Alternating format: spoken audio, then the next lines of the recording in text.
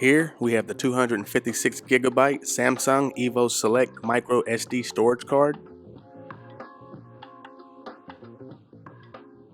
We're going to insert it here into the GoPro Hero 8 so we can have plenty of storage for making content.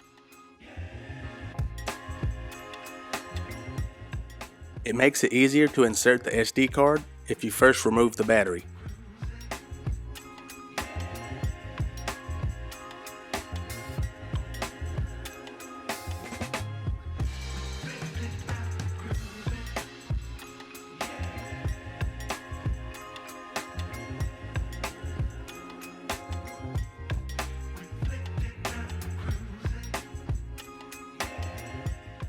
When you're putting in the micro SD card, just make sure the writing is on the outside and that you're inserting the smaller part first.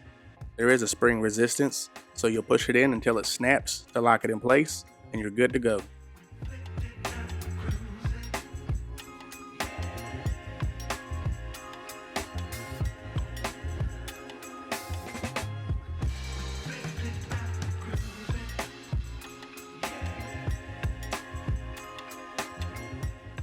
Now that the battery is in place, you just hold down the power button for about 3 seconds and power it on.